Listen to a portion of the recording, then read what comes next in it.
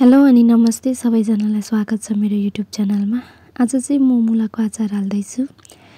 मेरो चाहिँ नेपालमा हुँदाखेरि चाहिँ घरमा एकदमै अर्ग्यानिक मुलाहरू है आफ्नै बारीमा काँक्रो डल्ले खोर्सानीहरू धेरै हुन्थ्यो अनि मैले कति अचारहरू हाल्थेँ कि नेपालमा हुँदाखेरि। अब यहाँ जापानमा त त्यही हो, तरकारीको भाउ यति महँगो हुन्छ है छुनै नसक्ने। अनि आज मेरो छुट्टी थियो अनि मैले यो चाइनिज पसल जाँदाखेरि चाहिँ सस्तो मुला पाएँ के, अनि त्यो किनेर ल्याइहालेँ। अनि सँगै मैले यो डुन्डी साग के भन्छ है साथीहरू थाहा भएन, अनि मैले त्यस्तै लिएर आएको छु। अनि नेपाल हुँदाखेरि चाहिँ मैले यो अचारमा डुन्डी साग हाल्ने गर्थेँ, एकदम मिठो टेस्ट दिन्थ्यो त्यसले चाहिँ। अनि यसको पनि टेस्ट चाहिँ त्यही डुन्डी सागको जस्तै भएको कारणले मैले लिएर आएँ अनि यो एड गरेँ मैले। खासमा चाहिँ यो मुला चाहिँ सुकाउनु पर्ने हो है, यहाँ चाहिँ अब सुकाउने ठाउँहरू छैन कि, खासै सुकाउने ठाउँहरू पनि नभएको कारणले गर्दा मैले यत्तिकै बनाएँ। यो यत्तिकै बनाउँदाखेरि पनि एकदमै मिठो टेस्ट आउँदो रहेछ। यसको रसहरूले यो मुलाको अब पानी निस्किन्छ नि, त्यसले नै यसलाई अमिलो पारिदिने रहेछ कि, अनि एकदम मिठो हुँदो रहेछ।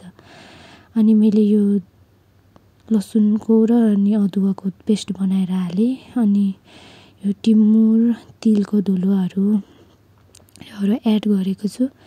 मेन भनेको किम्चीको रातो खोर्सानीले छुट्टै टेस्ट दिन्छ, त्यो पनि हालेको छु। धनियाँको धुलो हालेको छु र स्वादअनुसार नुन पनि हालेको छु है त।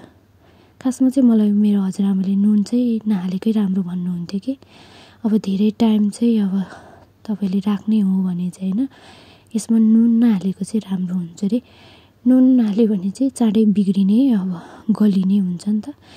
अनि खासमा मैले यो मुला सुकाएको छैन, यो नसुकाएपछि पनि यो चाँडै गलिँदो रहेछ। अब धेरै टाइम राख्यो भने पनि बिग्रिन सक्ने सम्भावना पनि हुँदो रहेछ है त्यो चाहिँ।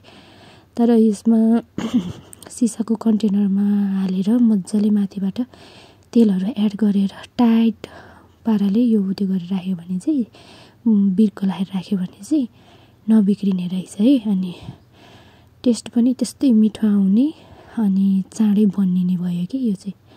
सुकाएको भए चाहिँ अलि टाइम लङ लास्टिङ हुन्छ है। अनि यसरी बनाएको चाहिँ होइन, चाँडो खाने भए चाहिँ यसरी बनाएको पनि एक हप्तामै रेडी हुने रहेछ। त्यही हो साथीहरू, आफ्नो आफ्नो बनाउने तरिका हुन्छ।